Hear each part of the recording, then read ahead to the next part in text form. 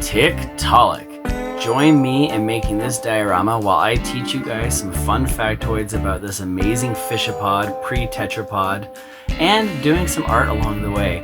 I have a blast mixing paleo art with paleontology. So guys, cue the intro and let's have some fun.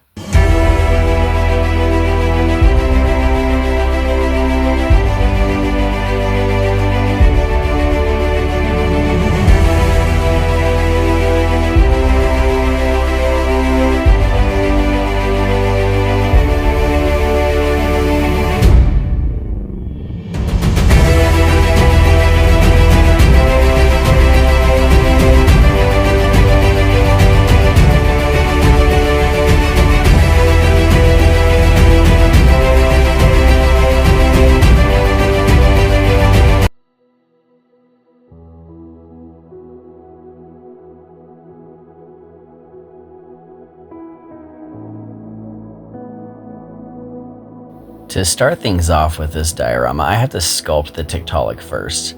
Not all my dioramas I'll be sculpting every one of the subjects, but this one I really wanted to, just like my Diplocalus diorama. I need a basic outline. Now, Diplocalus was a very laterally compressed animal. It was still a fish, and so I had to find ways to incorporate its little lobe fins, kind of grasping onto the ground, but I wanted to show it also swimming, so I'll actually sculpt two. Always start out with an outline.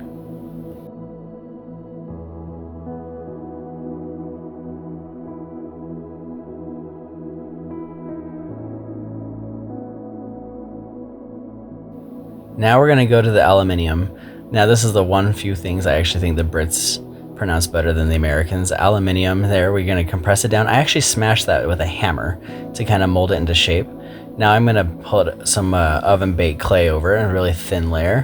And we're going to just slowly sculpt onto the skin. Now I just learned after doing this sculpt that the clay that I use has different capacities for detail. And so you'll notice that one of the Tiktaaliks is dominated by this kind of pinkish colored clay, and this is a Super Sculpey, and I really like the Super Sculpey brand. Again, this video has no sponsors, so if I shout out any books or products, that's just because I know of them and really enjoyed using them. I will trim down that tail just so everyone knows, but the Super Sculpey, the kind of the peach color one, ended up being way better for detail.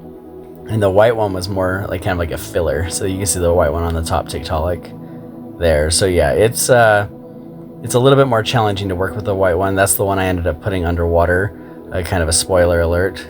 Now I will trim down those tails, and you can notice I'm already starting to make them a little too robust. If I do this diorama ever again, I'm probably going to make them a little more flat. In preparation for putting on the detail, I'm actually going to wipe down the Super Sculpey with rubbing alcohol. And that's just so I can get rid of my fingerprints. I'm going to wrap it in cellophane. And I made a little stamp that we're going to add some scales onto it with here. You kind of see me. I really like this cellophane because it adds a natural texturing, kind of the way that your skin does. Kind of get that on there.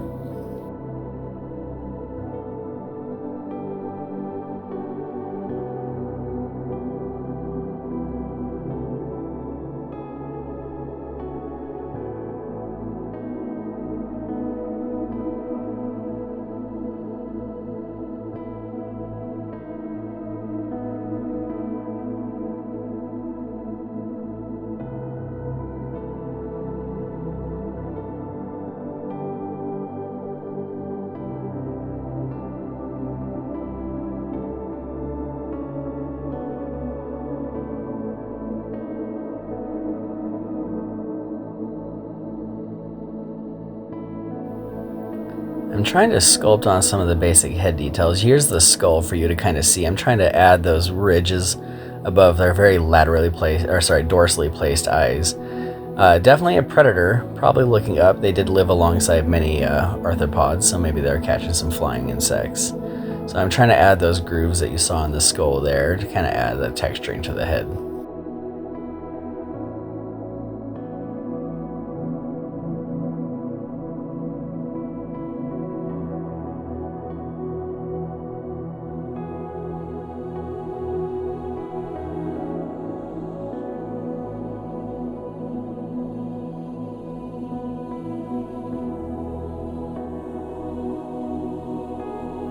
Okay, so right here you see I'm using a toothpick to sculpt on the scales.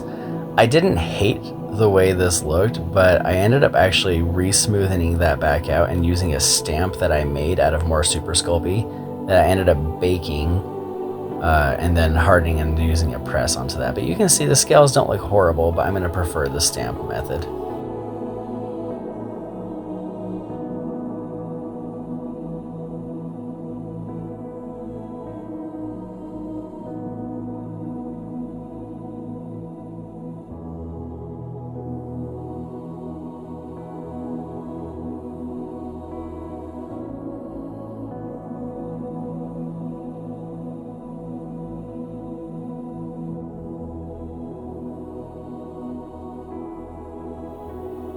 Okay, here's that little handmade stamp I made, and notice how much faster and better the scales are going to look by doing this.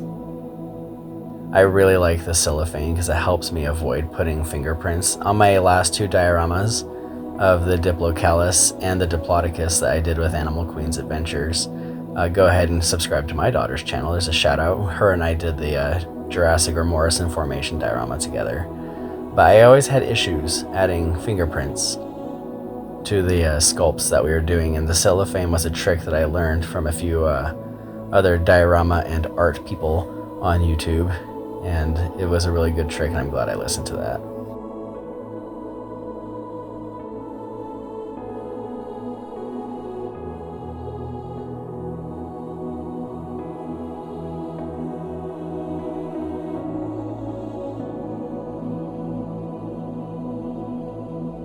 Again, wiping down the Super Sculpey with rubbing alcohol to get rid of any fingerprints, but again, I really did not like the white Super Sculpey. In the future, I'll still use it, but more as like a filler to kind of coat certain surfaces like the aluminium, but I'll use the pink stuff to do some more detailed sculpting. I had a lot of issues doing some more detailed sculpting with the white Super Sculpey versus the pink one.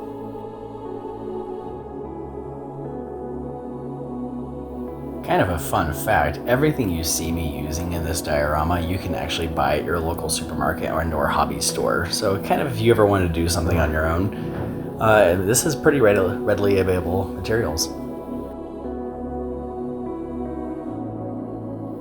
Here are the two Tiktaaliks who are now mostly sculpted out without any eyes or fins, but they are getting ready to go in the oven, so let's plop them in the oven here.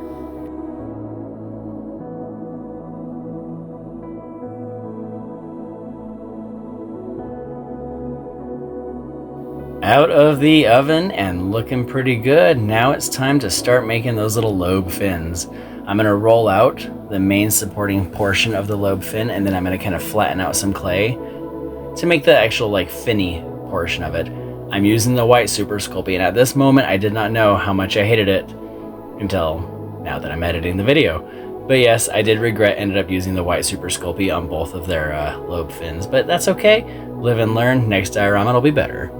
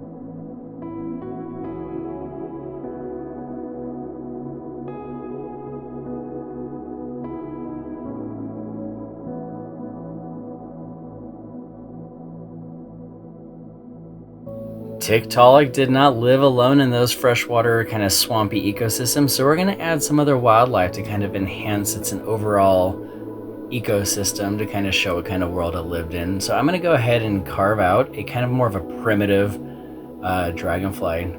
375 million years ago, there was a lot of arthropods, and dragonflies were not shy, including some gigantic ones like Meganeura. So guys, we're going to go ahead and add this dragonfly right here.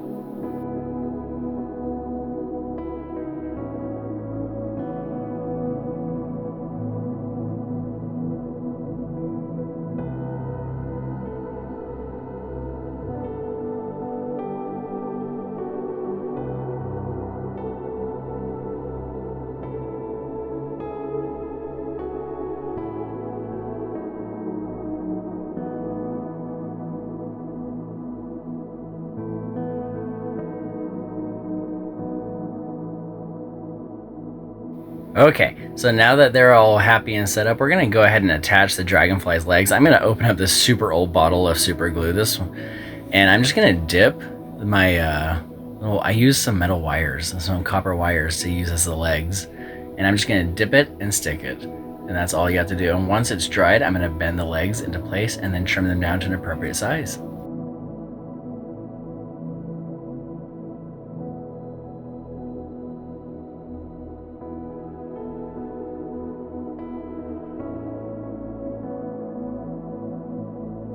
All finished up there. Now you can see that they are mostly done. They've been, the Tiktaaliks at least, have been in the oven about 3 times as I attach their fins. Now you'll notice there's some extra details. You probably didn't see me go there, but we're gonna go ahead and prime it so you can see the details better. Boom! Alright, I love the way the black primer looks. You'll notice little eye divots. I'm gonna use UV resin to finish out the eyes, but I did use an electronic Dremel to carve out the eyes, and then I also added a few extra scales on the underwater one. And so now we're gonna go to different lighting, and I'm going to prepare to the painting. Let's go ahead and use a red metallic on this cousin to the dragonflies right here. I'm going to love the way this looks.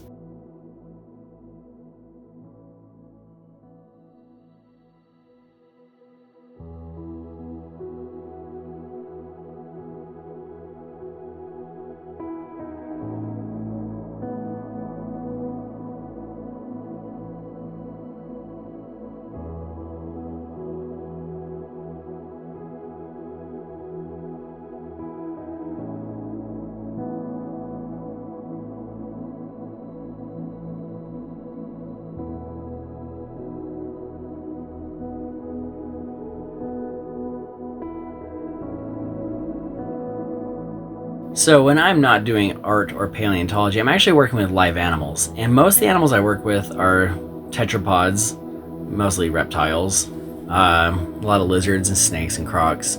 But with fish, I have this opportunity to use colors in a spectrum that I don't normally get to use with other animals. So I'm actually going to exploit this opportunity and use just a brilliant metallic gold. I've gone fishing a lot with my kids. Absolutely love the metallic look of some fish, so I'm gonna just kind of like dry brush some of this gold across the Tiktaalik. I'm gonna really get some just vibrant colors in there in ways I've never seen people express Tiktaalik before.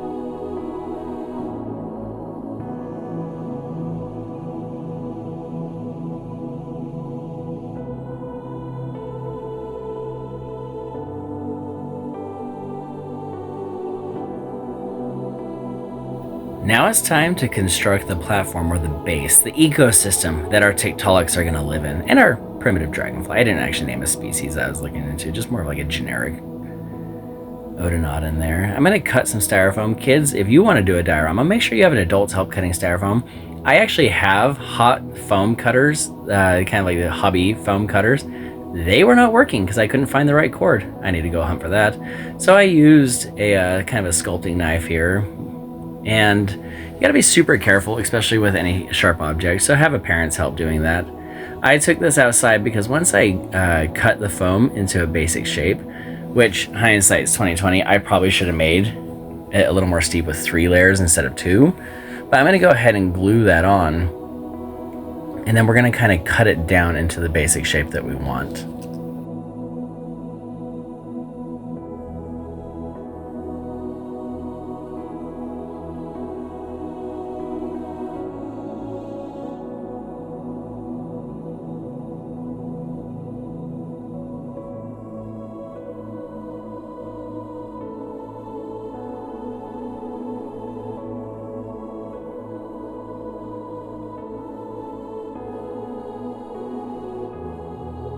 And you do not need a lot of glue to hold that down because it's going to stay in place with the other stuff. Now I'm going to do a no-no here, and I'm actually going to carve the foam, but notice how I'm aiming the blade at my hands. I did not notice I did that until I started editing this video. Kids, this is why you need to have a parent's help. You should never aim a blade at your hand. And so yes, I broke a huge safety rule there. So yeah, don't follow my example. Gonna kind of cart that away there, blow that off. Oh, yeah, get rid of our trash. I'm gonna use a heat gun to kind of shape and kind of smooth and contour the foam.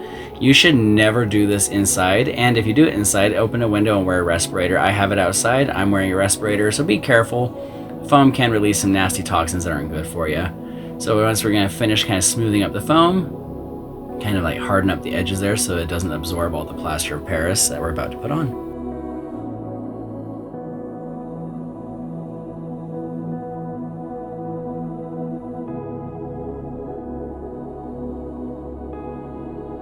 Now it is time to actually cover up the foam that we just sculpted. So I'm going to use plaster of Paris, and we're going to just put it into a container. I used a red Solo cup. For anyone not in the United States, I'm sure you can find something else because I was made aware that most countries don't have access to red Solo cups, which is too bad. They are an arts and crafts dream. All right, so now that I have the plaster of Paris in there, I'm going to add a little bit of brown acrylic paint. I'm just doing this as a kind of like a background, so if the sand or the gravel that I'm using on there exposes itself, it has kind of like a brown backdrop to hide it. Now let's add some water, and we're going to stir, and hopefully it'll be the consistency of peanut butter by the time we're done.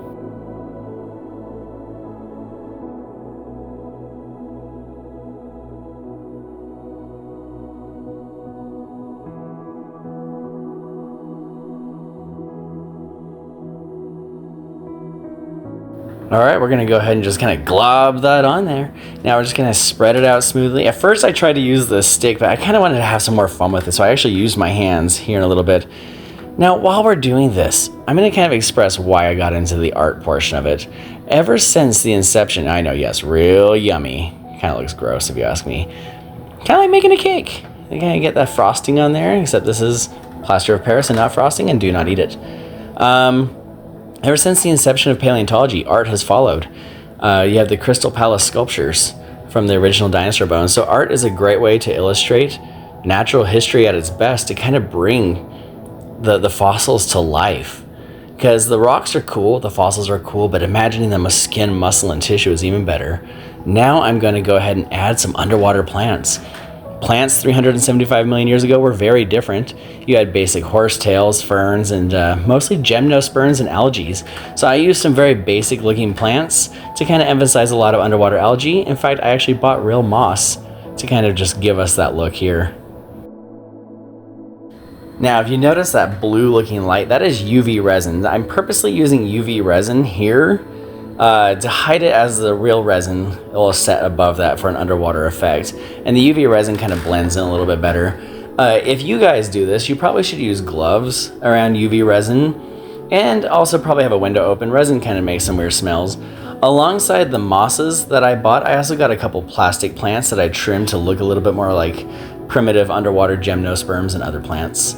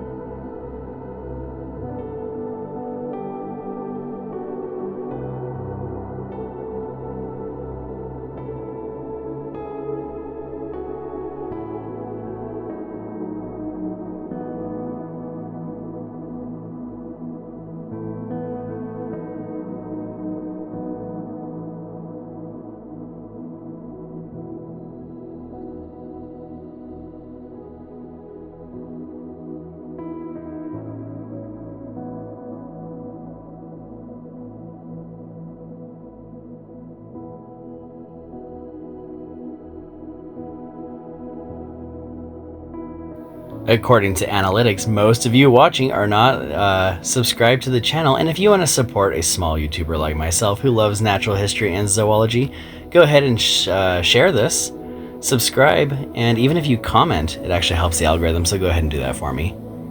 Now it's time to add the wings to our dragonfly, or primitive cousin to the dragonfly, not a true dragonfly.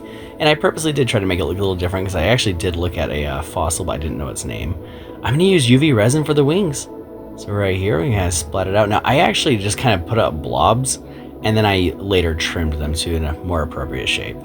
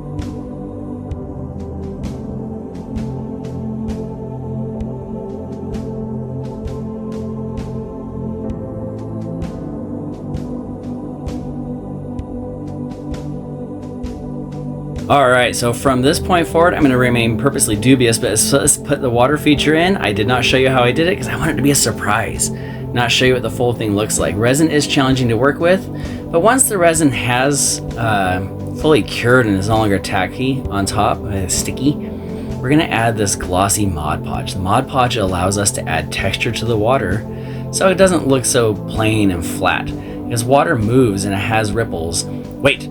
Hurry, like, share, comment, and subscribe. You guys haven't done that yet. Please subscribe. I'm just a little YouTuber. Anyway, so we're gonna add textures and ripples and movement, add life to the water so it's just not some clear resin.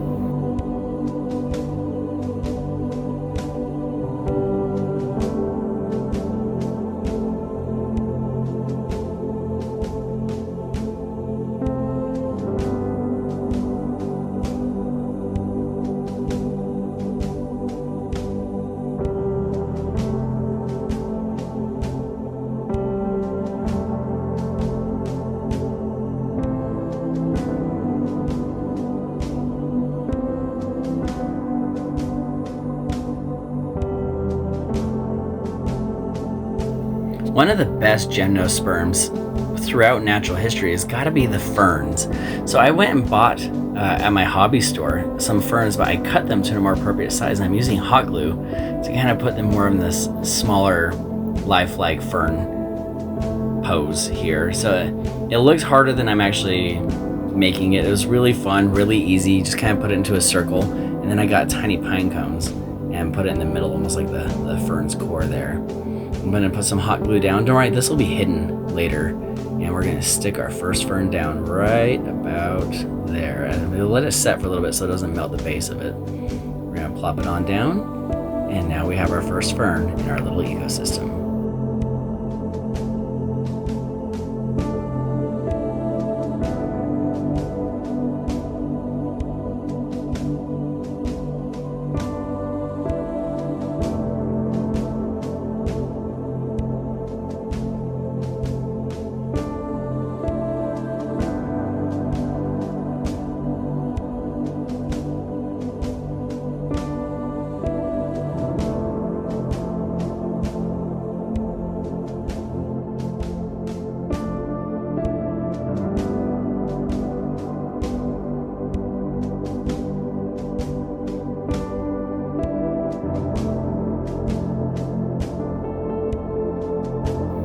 Now, evolution requires all of us to be able to make a prediction, and Darwin predicted transitional fossils, and nothing's better than Tiktaalik itself, and that's why I dedicated this diorama to Tiktaalik. It is a true fish, but it shows all the features of moving into the direction of modern tetrapods or land-dwelling vertebrates. Here you see Eusynoptron on the left, Tiktaalik in the middle, and Ichthyostega on the right, then eventually goes on to Acanthostega and further on. This shows, even though they're not directly anagenesis of each other, the direction that life was going. A perfect example of evolution's predictions. If you want to learn about making predictions based off of the theory of evolution, Neil Shubin is an evolutionary biologist who knew that Tiktaalik as an idea should exist and knew where to look, started hunting, and took years. Learn more about it in his book. Now, if you want to learn more about paleontology, biology, or zoology, or just about crocs in general, check out my book, Mega Crocs, on Amazon. And there you can get the basics all the way to the advanced stuff and kind of start thinking like a scientist. It's a good transition between late high school to early college to get you ready for higher education. Now guys, without further ado, here is our diorama. Now imagine yourself going back in time to the Devonian, 375 million years ago. Some of the species look semi-recognizable, yet larger and different. The atmosphere, the air, everything is different. The plants are dominated by species that we barely see as much today. Our world today is dominated by flowering plants and angiosperms, but yet you'll see ferns, horsetails, and many other amazing plants, mosses, and yet emerging from the waterway in this little freshwater ecosystem is Tiktaalik. Now, Tiktaalik may not be the ancestor, maybe it is, but anagenesis is almost next to impossible to prove. But Tiktaalik is an amazing species because it shows the transition from water to land. It shows the transition to us. If you follow phylogenetics, you are a fish, and this was the fish that gave us the direction, the shape. And so this gives us the future. Tiktaalik's eyes are placed dorsally on its head, so it could probably jump up and grab things towards the surface whenever we see animals with eyes on top of their head, like crocs. Generally are surface-feeding animals. Large grabbing jaws. Got some underwater moss. This is the world of Tiktaalik. My friends, sit back, relax, and enjoy.